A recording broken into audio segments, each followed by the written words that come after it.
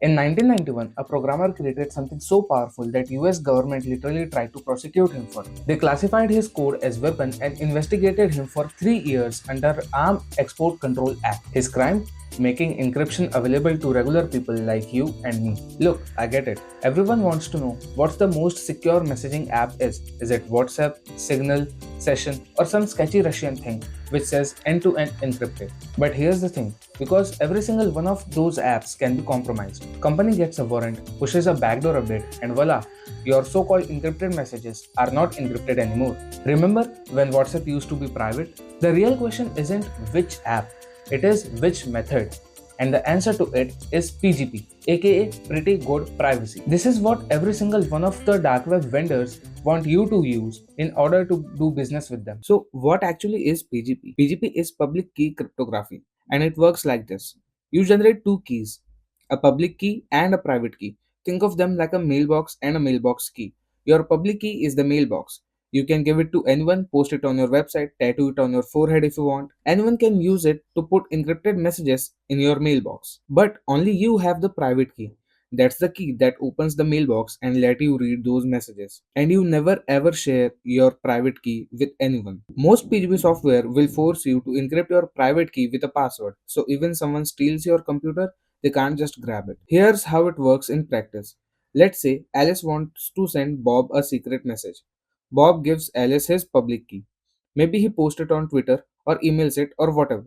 Alice takes Bob's public key, loads it into the PGP software, something like Cleopatra or GPG, and writes her message. When she encrypts it with Bob's public key, the message turns into complete gibberish, random characters, total nonsense. And the only thing in the entire universe that can decrypt it is Bob's private key. That's it. That's end to end encryption in its purest form. No companies in the middle, no servers that can be raided, no app that can push malicious update, just math, cryptographic math that even NSA can't break. And here's the beautiful part, you can use PGP with any communication channel: WhatsApp, email, Signal, Discord DMs. You can just copy and paste it there. This is why darknet markets mandate use of PGP. If you want to be vendor in most of these platforms, you must provide your public PGP key. Because when you are dealing with hacking, substance, or whatever, you want an encryption so good that it can't be pawned. The feds can knock on Telegram doors, serve warrant to Signal, but they can't break PGP. They have tried.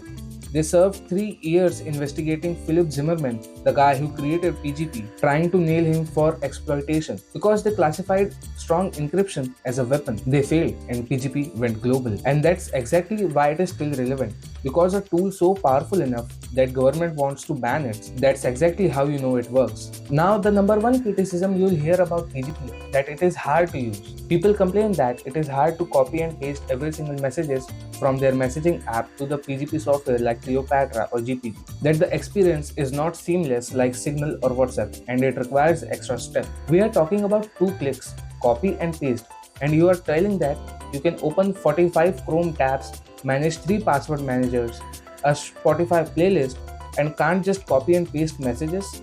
The real issue isn't that PGP is hard, it is that people are too lazy. Or more honestly, the people you are trying to message are too lazy that they don't even care about their own privacy. And honestly, if someone isn't willing to spend 5 seconds to learn PGP, you need to ask yourself a question. Are they really serious? Because if you are dealing with some journalism, activism, or even illegal stuff or whatever that requires operational security, do you really want to work with someone who can't be bothered with their own privacy? This is exactly the attitude that has taken over the darknet scene. A lot of hidden marketplace won't even let you create an account without a public PGP key. Because if you are not using PGP, you are not serious enough and you are a liability. So yeah, if you are asking what is the best encrypted messenger app, you are asking the wrong question. And the answer to that is PGP. Encrypt your message yourself before sending it through any platform like WhatsApp, email, Discord, or whatever. Because PGP does not rely on trusting some app company, it relies on math, and math does not cooperate with warrants. If you actually care about your privacy, learn PGP, use PGP, and that's simple. See you in the next one.